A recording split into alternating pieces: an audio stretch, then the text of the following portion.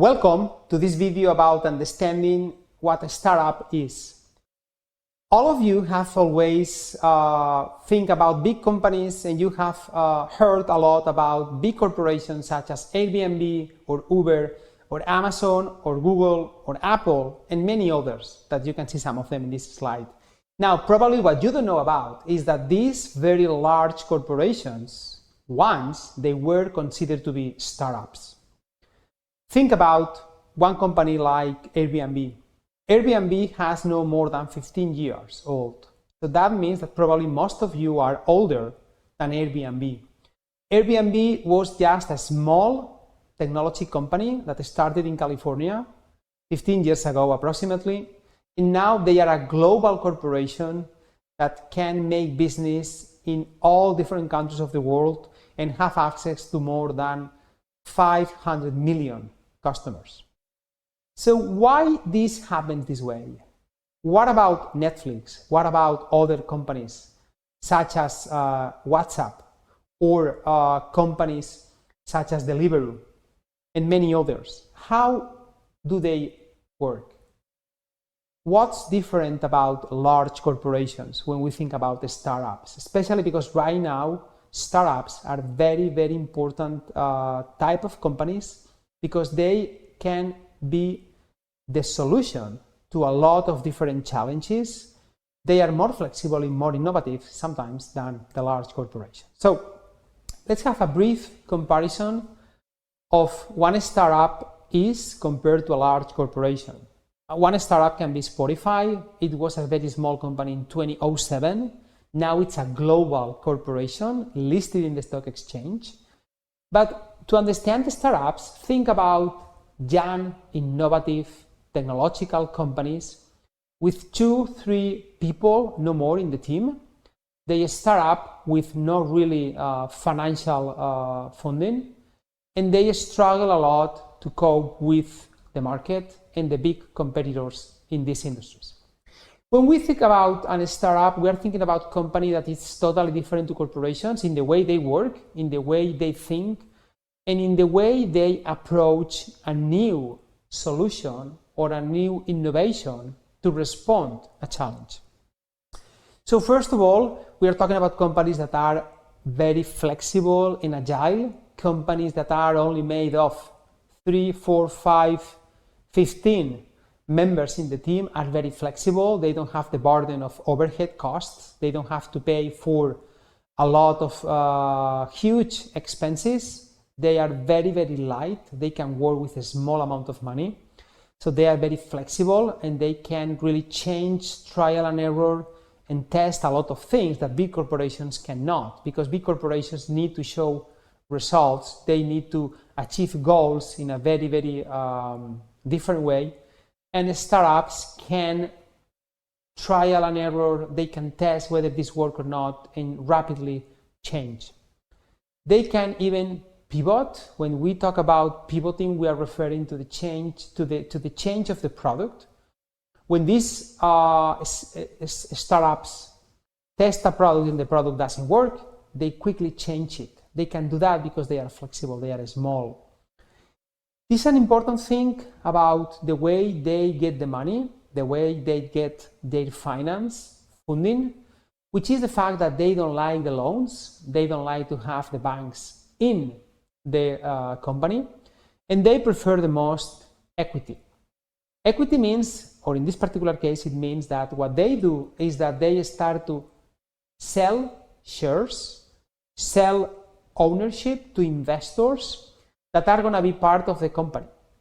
So what investors do, venture capitalists that we call them, what they do is they just buy shares in these startups, so they get a small percentage of the equity and a small percentage of ownership, and they start to be part of the company in exchange for the money they bring to the company.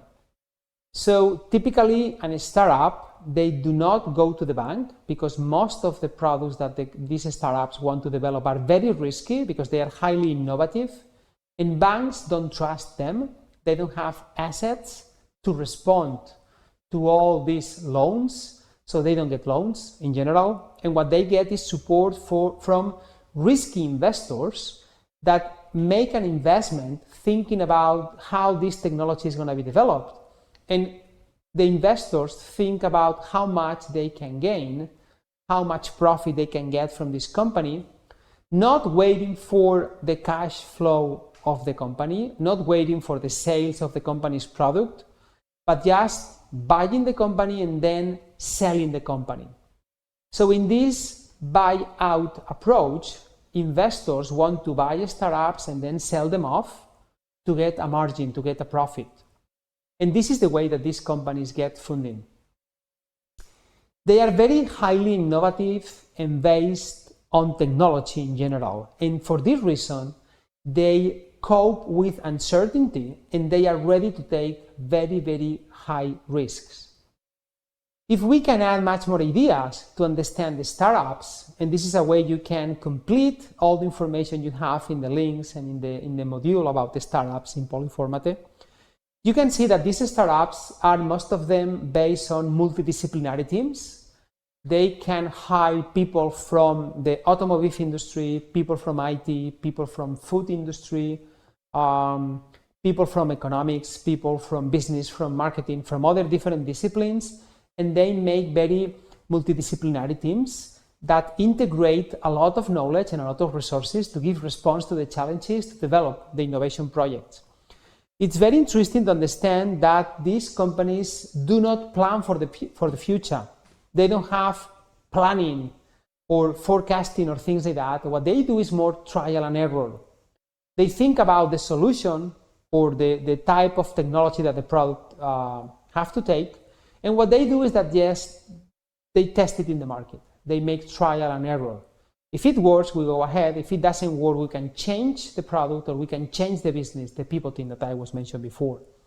Most of them are technology based. Most of them are composed of engineers, mostly, or at least have an important number of engineers or science-based people on board.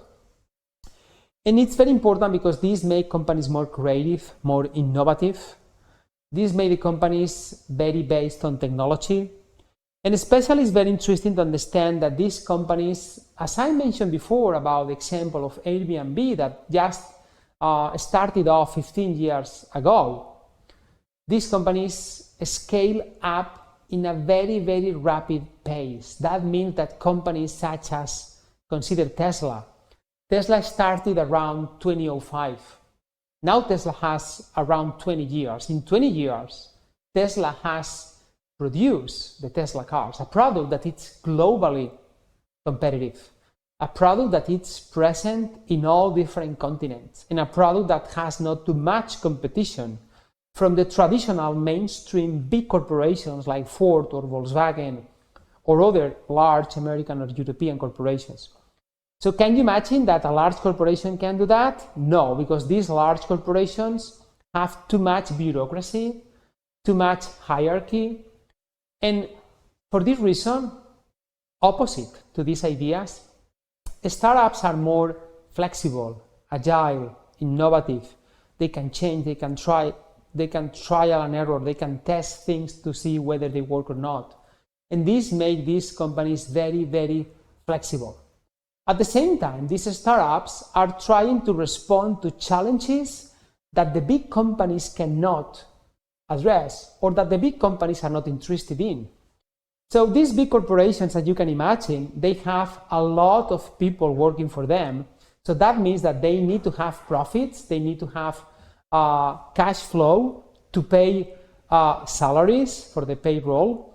And for this reason, they don't want to enter into very highly risky or innovative projects, radical changes, because this will compromise the future of the company, and this will mean abandon the existing customers that are the one paying the salaries for the companies. So for this reason, these large corporations are mostly interested in very large markets and very interested on those products and markets where they have competitive advantage. But what about when these startups have different way of thinking and they are not only looking for these big markets in traditional technologies, they can have a completely different approach to try to create an innovative solution that can respond to a challenge.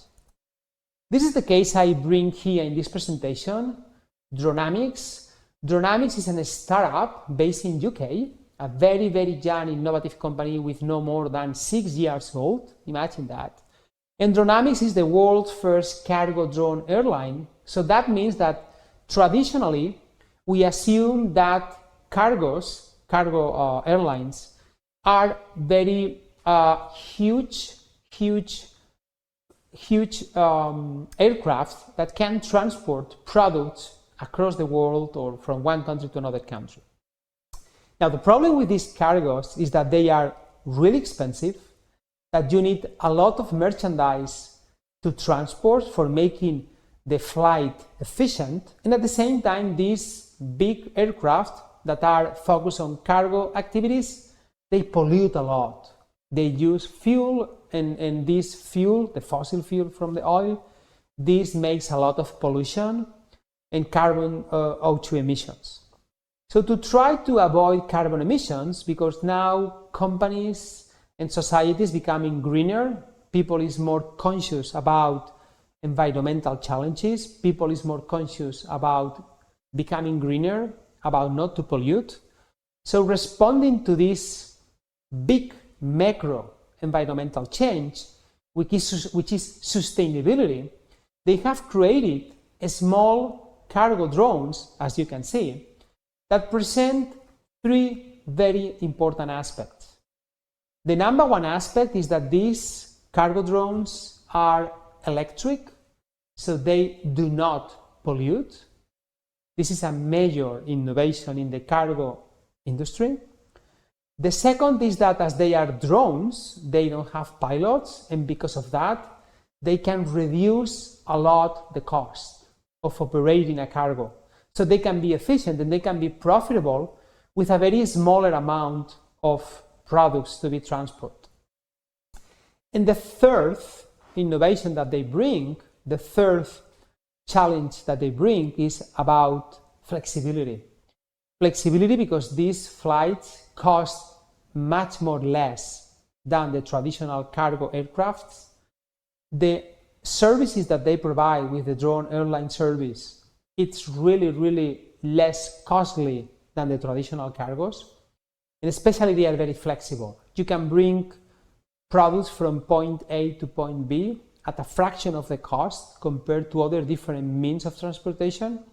So this, as you can see, they are solving a lot of different issues, a lot of different problems that a traditional cargo company is not thinking about.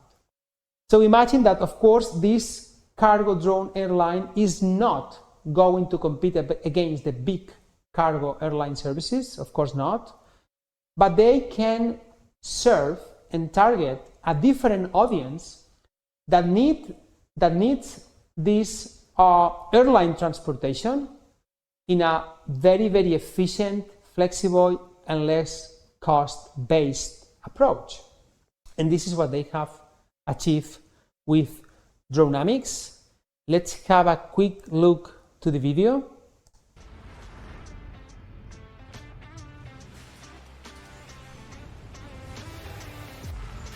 This is the UK factory, and especially faster, cheaper, and cleaner service.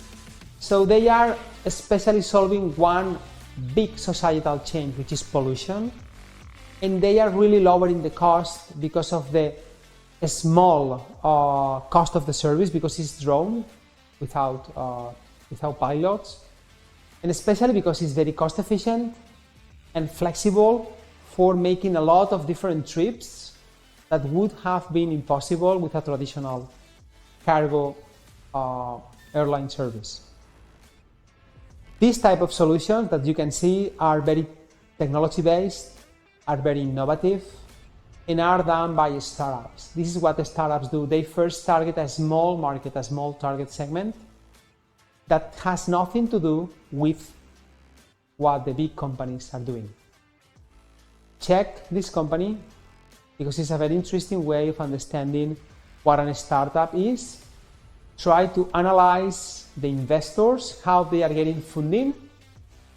Try to understand the most important hits of this company and analyze the sales and how they can scale up compared to a traditional cargo airline service.